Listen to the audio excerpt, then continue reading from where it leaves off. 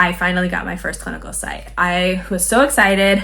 I just thought, you know what? I have one is better than none, so let's start from there.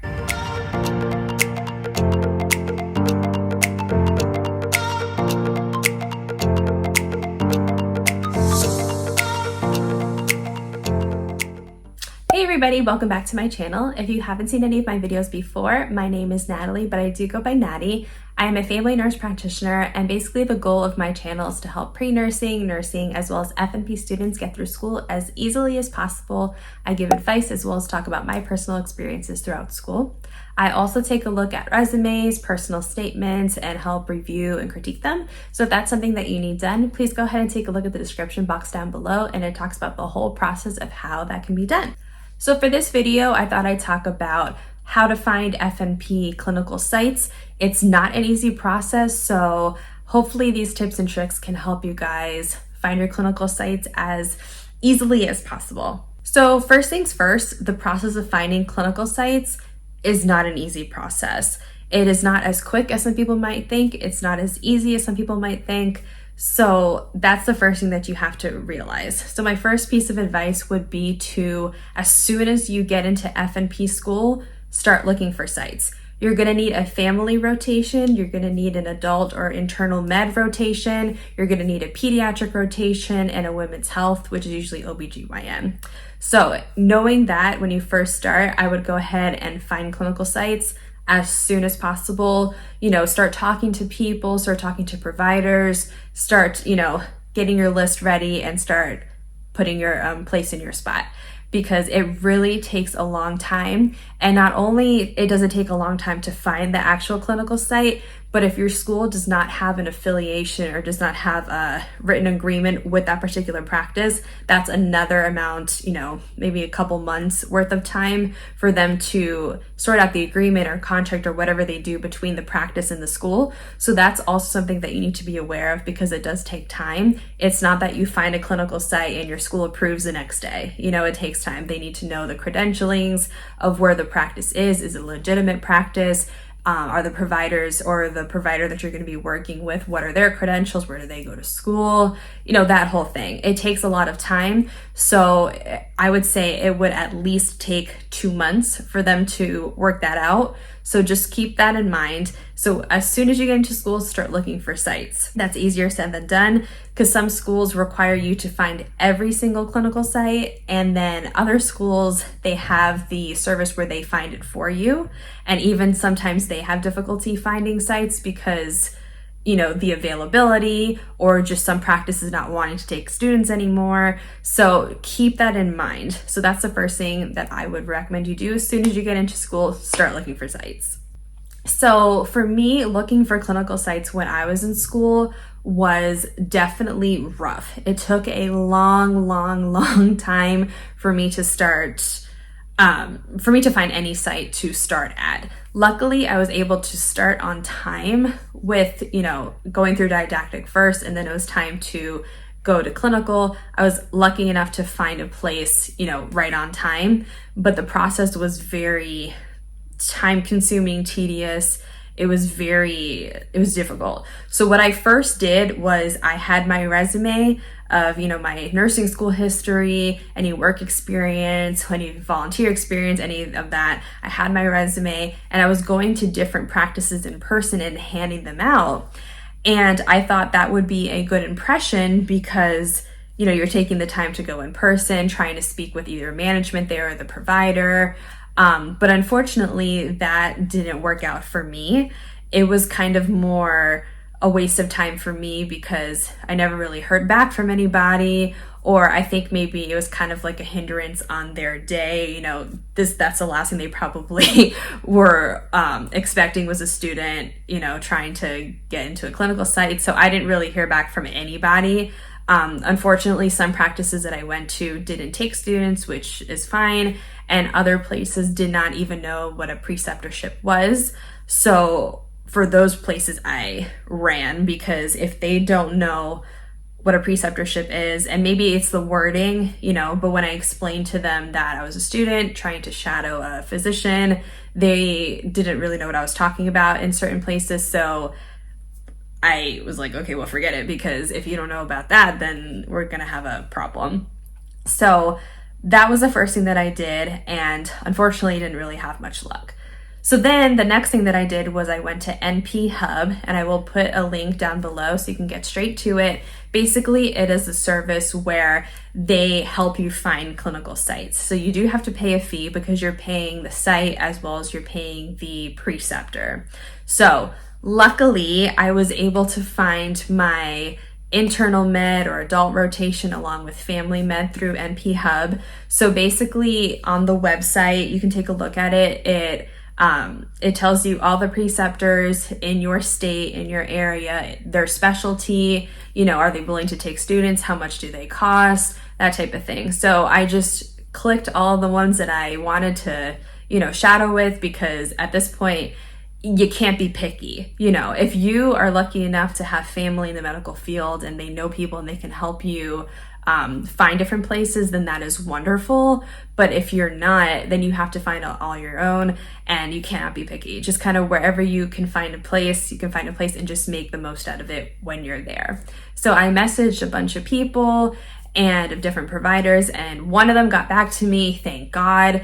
And honestly, it was one of the best experiences I had. So it kind of, the timing was right, stars aligned or whatever. And I finally got my first clinical site. I was so excited. I just thought, you know what? I have one is better than none. So let's start from there. So at this point, I had my FNP rotation taken care of. I had my adult rotation taken care of. So now I needed pediatrics, I needed women's health.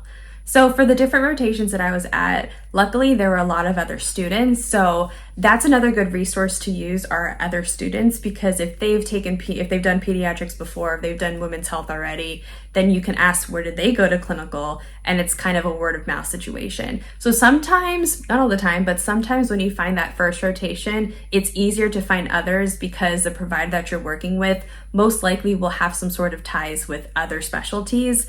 Or even if you want to choose an elective rotation, they'll probably know people that they can help find a rotation site for you. So really the hardest one is finding that first one, and the other ones are a little bit easier, but again, not all the time. So I talked to other students. I didn't find my other clinical sites through the other students, but I know that I helped people find other clinical sites, or students helped each other. So that is another source that you can utilize. But I actually found my pediatric rotation. It was very difficult to find. So what I did was I talked to my school. I said, hey, I'm really having trouble finding a pediatric site. I really need some help. So what my school did, and I'm assuming other schools have the ability to do, is that they gave me a list of every clinical site that anyone from my state has attended. So they gave me sites that were primary care, women's health, pediatrics. So they gave me a list of where students in my state had previously gone through school.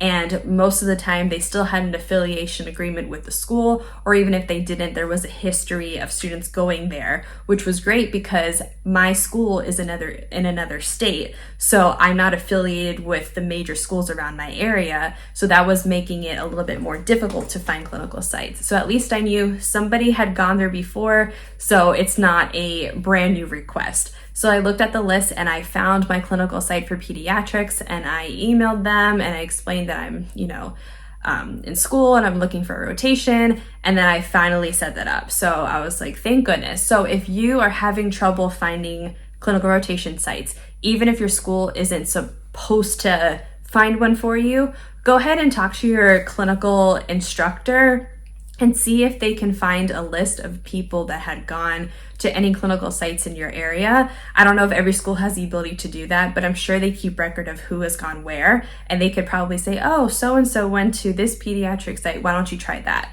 So that's another thing that you can do. So I did that and I found my clinical site, so thank goodness for that. And then I unfortunately had to do NP Hub again to find my women's health, because on the list that I got from school, I don't think there was any women's health, and if there were only a couple, and I didn't hear back from anybody. And so the other students didn't really have clinical sites with women's health. For whatever reason, it was talking to other students, women's health was one of the most difficult clinical sites to find. I can only imagine going through times of COVID, unfortunately, and also, you're working with pregnant women, so they want to be more picky about who they bring on. A lot of places that were women's health specialties, they only took one student at a time.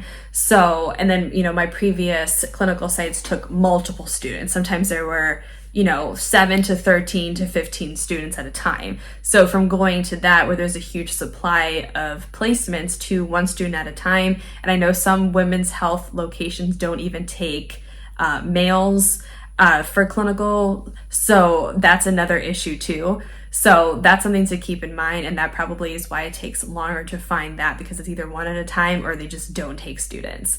So luckily I went through NP Hub again. I said, hey, I need help finding a women's health rotation. I found different sites in my area and finally found one. This place only took one student at a time. So luckily I was able to get right in right after the previous student that was already there. So that was what I did. Basically, I kind of just told my personal experiences and what I would do and give advice to help you guys find clinical sites. So pretty much to summarize all that I've said, use NP Hub, talk to your school, see if they've had a list of previous students. When you do find a clinical site, talk to other students or even talk to students in your school, because they may know sites to help you out. Or when you go to clinical, you might find students from different schools, so you can ask where they went. Another piece of advice is if you work somewhere, or if you work in the hospital, or if you work in an outpatient setting, see if they're allowing students to come in or if they know somebody else. A lot of the time it's who you know, who can you talk to, who can you get in with, and other times you're just gonna have to play it by luck and just do your best to talk to different people. Use NP Hub. There are different sites like NP Hub to help, tie preceptors in with students. So just try to utilize all of that stuff. And the most important thing that I can say is to not be picky, because you might need to drive really far. You might need to stay in an Airbnb. I know a lot of students that I had clinical with, they drove very, very far. They stayed in an Airbnb and went to clinical every day to kind of give it as much hours as they can. So just know that it's not an easy process, but it's not a process that you're going to necessarily find a practice down the street that's willing to take students.